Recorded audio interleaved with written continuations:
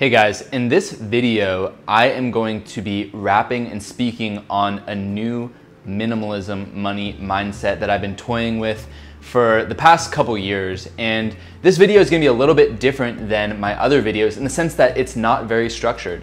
The ideas aren't totally fleshed out, and I'm gonna be throwing a lot of different things out there, but I'm gonna talk basically about the debt economy, what money actually is, the rat race, and how we can free ourselves from this by saving tons of money and getting ourselves in a position where we really can experience freedom. And the reason why I want to make this video is that I think that a lot of people, when they think about money, a lot of times people have a negative mindset about money, and they think that money is evil or is a gnarly thing that we should get rid of and that we won't have in the future. And then a lot of people, they have this kind of YOLO mindset about money, where they think, hey, you only live once, so I'm just gonna be super reckless with my money and with my health and just live this crazy life. And for me, I'm kind of coming from the same place in the sense that I'm saying YOLO, but I'm saying you only live once, so you might as well take super good care of your health, be super frugal, save your money, and don't spend money on the things that aren't important, and then use that money for what is truly important to you. And of course, we hear a lot about the rat race. So what is the rat race? And the rat race is basically the idea of living in the debt economy in our modern society and being very immersed in society. Working a job that you don't enjoy so that you can pay your expenses and pay the debts that you have because you're keeping up with the Joneses and you've got a fancy new car, you've got a mortgage, and you have a big family. And that is essentially the rat race. And of course, no one wants them to find themselves in that position. And I think that what a lot of people are finding now with minimalism is that it's very freeing because they are able to let go of the goods and the clutter in their life that is not serving them. And as a result, people are finding themselves with more money. And I wanted to also clear up the whole idea of what even is money. And the truth is that money has always existed and probably will always exist on planet Earth in human society. And the reason is that money is an abstract concept of debt. And what I mean by that is money has been created since the first group of humans lived together. Because if you ever do something for someone else, humans have a deep reciprocal nature within them where if someone does something for you, you feel this need to reciprocate equal value to them. And that's why if someone comes up to you and they say, hey, I'm gonna mow your lawn and clean your house every single day for the next 2 years. I'm just gonna totally do everything for you in your house. You would be super uncomfortable. You'd be like, wow, that sounds awesome, but I feel kind of uncomfortable about this. What's going on? Because they're trying to give so much value and you're not giving anything back. And if someone did that for you, money would be created when they started doing that because you would have this debt that you need to repay. Now, the invention of money as we know it now is actually an incredible thing because money is transferable debt, meaning that you can pay someone with a physical currency if they're coming to clean your house and do your garden. You can pay them money and then they can take that transferable debt and then pay other people for the things that they're doing for them. So money really expanded our economy and allowed for trade across different societies and really expanded the wealth for all people. So money is actually a very good thing and it's a very just necessary tool. And so I think that part of developing a new minimalism money mindset, a new way of thinking about money is releasing the negative associations with money, the negative emotions associated with money, and viewing money for what it is, which is a non-emotional tool. So now that we know what money is, what is the debt economy? Now, the debt economy is realizing the fact that the majority of money that is in circulation today is actually debt. Well, of course, actually all money is debt when you think about it, but what I mean is that let's say that you wanted to purchase a home. Asset prices are up these days, so let's say the home costs $1 million and you have $100,000 that you put down as a down payment, and then you go to a bank and negotiate a contract for another $900,000. So you go ahead and pay that homeowner the $1 million and you get the house. Well, the homeowner just got $1 million cash. That's their money now. And then they decide, hey, I'm gonna buy a $12 million house. And so they take another million and they do a $2 million down payment, negotiate a $10 million loan from the bank, and pay that homeowner $12 million. Well, all of a sudden, the $900,000 that you got as a loan, as debt created by the bank, now becomes $10 million. And how debt works is that it reverberates upon itself exponentially and grows throughout the economy, so that the majority of money in circulation is actually debt that's been created by banks. And it happens because everyone receives the debt as money, and then they pay their expenses, and then they have their consumeristic habits of owning a car or having credit card debt or buying a house or running a business and using debt in that business. So they leverage the money that they receive, which is actually debt, and they use that to create more debt. Now, this isn't really for you.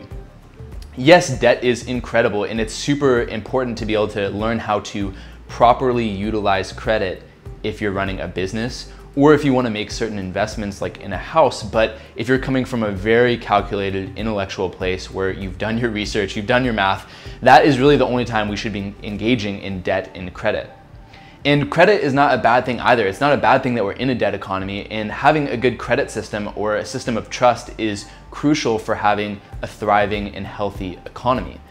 And of course, in our modern economy now, there's massive flaws that are very easy to spot. So I think that the most important thing is that you live in the world, but not of it. You're in the world, but not of it. And I think that something like minimalism allows us to really free ourselves from keeping up with the rat race, the Joneses, and living in this debt economy. So being in it, but not of it. And with minimalism, what we start doing is we get rid of all the things that are not valuable or meaningful to us physically. And this actually just carries over to every part of life, where you start getting rid of the non-essential and discovering what actually is essential to you. And we can do the same thing with money. What I mean by that is we can stop spending money on the things that are not really valuable, meaningful, or important to us, and we can invest our money and pool it into that which is truly, truly, truly important. And of course, we'll have our standard expenses, but what I mean is that I think a lot of people spend money unconsciously in ways that society or other people tell them to, or that other people are engaging in. And a great example is the fact that I don't drink alcohol.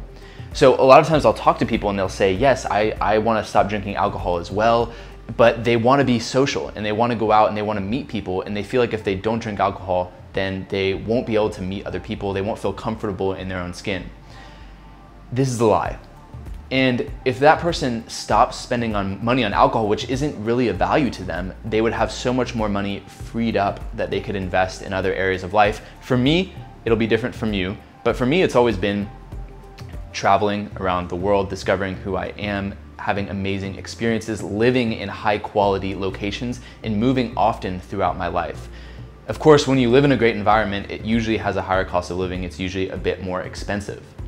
And I think that as well, when we think about our career or our job, one thing I've been realizing, and I think that you've probably realized as well, is that everyone says, hey, follow your passion, major in what you love if you go to college, get the perfect job, and do what you really love. But you've maybe found this out, it's difficult.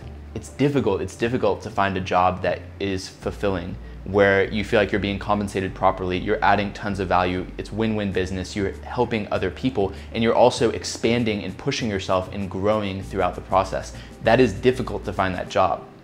Now, it doesn't mean we shouldn't try for it, because of course we should try for it, of course we should fight for it, but it's hard, and I think it's so much harder if you're broke and living to paycheck, if you're in the debt economy.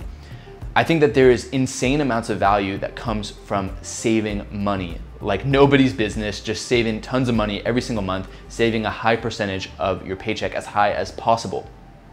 And of course, what happens to us when we are younger, like me, I'm 25 years old, I have the lowest earning ability right now that I ever will have. And as we grow over time and over life, we have more experiences, we gain confidence, and we start to be able to increase our earning ability over time. Now, the issue is that most people increase their lifestyle at the same rate that they're increasing their earning ability.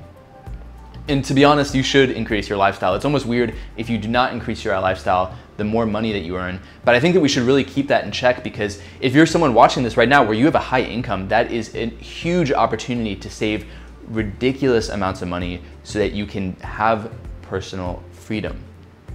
Now, if we look at money objectively, we get the emotions out of it, we don't put too much importance on money, you'll discover the fact that money is actually extremely helpful for discovering what you love to do and engaging in that on a consistent basis. because money creates space and freedom in your life to do what is really important to you. And of course, if you have less desires, if you free yourself from objects, you obviously will have more money. But I think it's important to really track our expenses and to really be very aware of it in the way that we conduct ourselves in this world, to be aware of the economic traps that most people fall into, to avoid them at all costs, to save our money, and then to use that money very carefully, but to use it in areas that expand us, that grow us, that help other people, and that make this world a better place truly. Because if you're living your passion, if you're loving life, if you're in a state of joy, you're in a state of giving, you're in a state of helping. And that means not even in terms of money, but just in terms of positive emotions and relaxation and just emitting positive vibes. And that's what happens if you're in your purpose, if you're relaxed.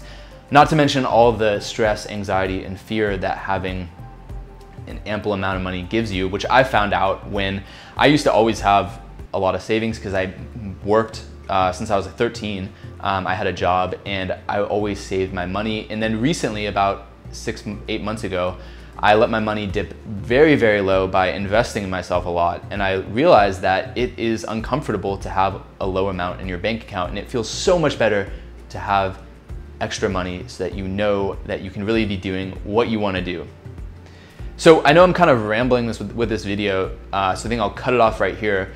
But the whole point of this is to put out a kind of a different mindset that I don't hear very often, which is basically glamorizing, or not really glamorizing, but pointing out the importance of being aware of yourself, being aware of what is going on in the world, being aware of advertising, being aware of glamorization, being aware of social media, and deciding to be in the world, but not of it. To discover what you really love in life, what you really want to do in life on a deep, deep, deep down, and stopping to spend money on anything that isn't that, saving as much money as possible, and then doing what you really want to love, what you really want to do, kind of like the phrase YOLO. So I hope you guys like this video. Please definitely comment below. This was a very off-the-wall video where I'm kind of just shooting out ideas out there, and I would love to hear what you guys think of this, so please comment below. For sure, if you're not subscribed to the channel, definitely hit the subscribe button. I produce a video every single week on minimalism, meditation, personal development, or spirituality. So if you like those subjects, hit the subscribe button, and I'll see you guys next week. Ciao.